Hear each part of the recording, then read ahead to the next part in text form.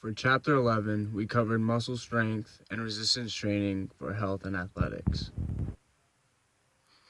To begin, we'll have to understand the twitch response of a muscle contraction.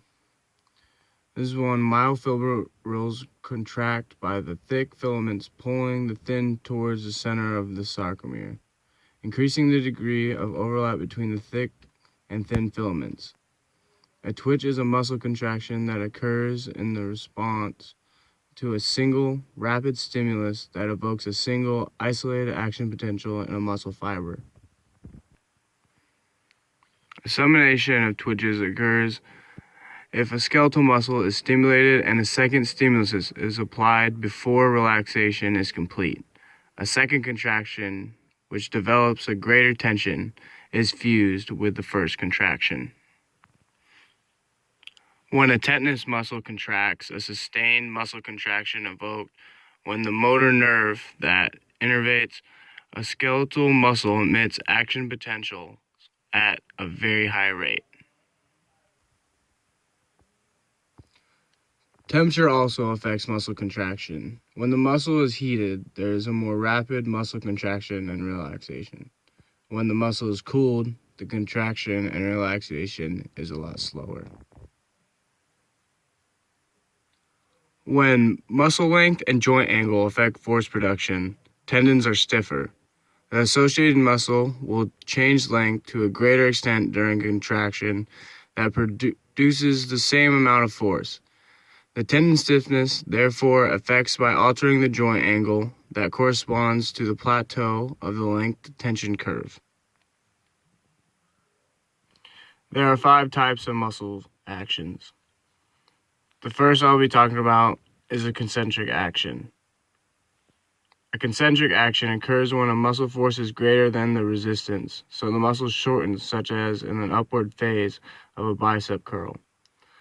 Concentric muscle contractions are essential for overcoming the force of gravity and performing lifting movements. An eccentric action occurs when the force generated by the muscle is less than the resistance, so the muscle actively lengthens. Eccentric actions are often used when muscles have to slow down body parts, control movements, or oppose external resistances. The downward phase of a bicep curl, for example, requires eccentric action of the bicep muscle. The muscle exerts force to control the speed of a downward movement, but its length increases. An isometric action is a static action where the muscle generates force, but there is no movement. An example is when a barbell is held at the midpoint of the bicep curl. The biceps exert force but do not change in length.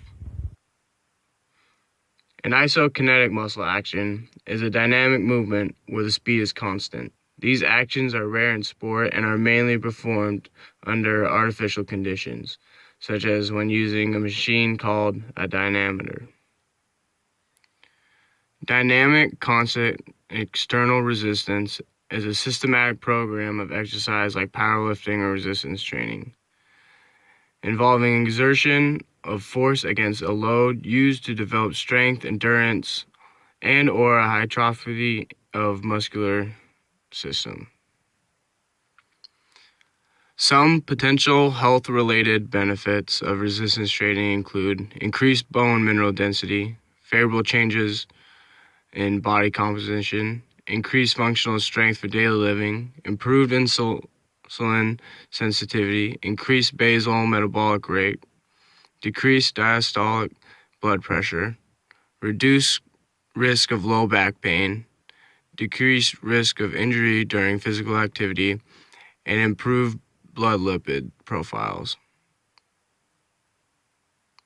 The basic principles of resistance training for athletes are specificity, overload, progression, and periodization. When you're training, it is important to train at least 3 days a week with a minimum of 24 hours of rest between sessions. You should work all major muscle groups so that you have appropriate muscle balance. You should periodize the training to vary volume and intensity. You should also remember your recovery periods. 2 to 3 minutes, no more than 5, and always make sure that you're moving around. No more than 2 exercises per body part. Different exercises per body part throughout the week will affect the athlete positively the most.